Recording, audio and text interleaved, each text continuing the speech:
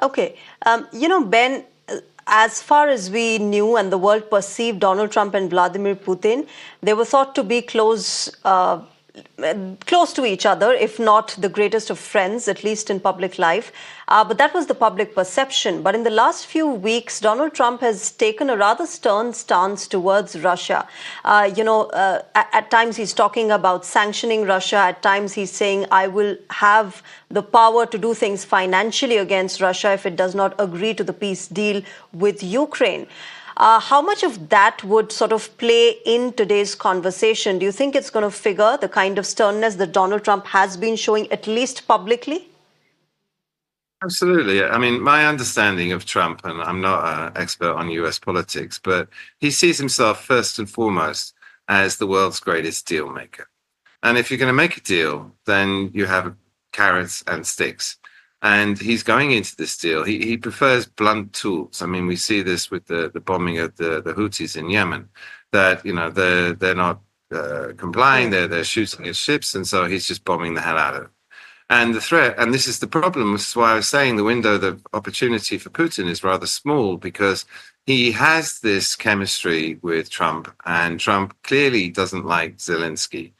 However, that chemistry, that friendship between them allows them to do a negotiated deal. But if Putin crosses him, if he denies him his deal, for example, by refusing to do this 30-day ceasefire, then Trump will use his stick. And his stick is a significant escalation of sanctions. The Biden administration introduced some very painful oil sanctions at the end of last year that actually worked. They're the first ones that have been effective. Similarly, on the banking sector. And those will really hurt. And Putin, it's not that he doesn't want peace. He wants the end of the war. He wants the end of the spending. He wants to secure his security. And at the same time, he needs to wind down the military machine and that's hurting the Russian economy. And so he's going to have to make concessions. And Trump is going to use these sticks, particularly escalating the sanctions, if he doesn't get what he wants.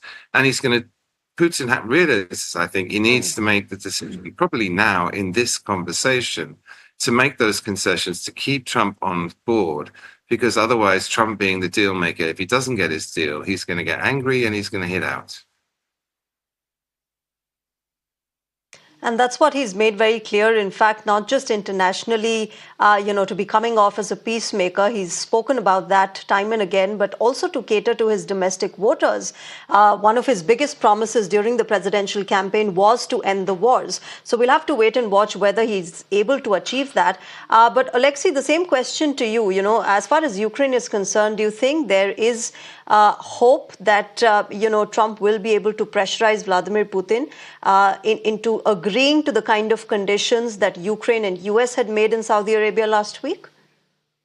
I think so. I think President Trump can do this. And fingers crossed that he will do this. Okay. That's the only way to peace, because if President Trump will come with any idea of the deal, which is not inside Ukrainian red lines, which are already mentioned, Ukraine will not accept it. That's all. It's not American forces which are fighting. It's Ukrainian forces which are fighting. We don't have any boots on the ground, just Ukrainian army which is fighting against Russian army. So if this will not be on the terms which are acceptable for us, then nothing will happen. Okay. Oleksiy, many also say that after the talks in Saudi Arabia last week, people were talking about how the ball is in Russia's court now. But many also argue that the ball is also in Ukraine's court. Why can't Ukraine agree to the kind of demands that Russia has? Because Russia has to protect its own national security, own territorial security and sovereignty of the country. It's not just Ukraine which has to fight that. What is the threat to Russian national security from Ukraine? I mean, Ukraine never attacked Russia, and never even to imagine this. It's hard to imagine this. We are a country. That's the argument that Russia has always given, that Ukraine shouldn't become a member of NATO. That is a false argument. Finland has bigger border with Russia than Ukraine has, and Finland is member of NATO. And so what? In many other countries, Latvia, Lithuania, Estonia, they're members of NATO, they have border with Russia, so what? What is the threat from them to Russia? What in general can be threat to nuclear power from another country which is not a nuclear power? It's crazy. It's a false argument. Russia is just trying to take the land. Russia is acting as a colonial empire. They just want Ukraine back as a part of their colonial empire. That's all. That's all what Russia wants. All other arguments are completely false. Ukraine never attacked Russia. Ukraine never posed any threat to Russia. Ukraine is ready for peace right now, even for ceasefire.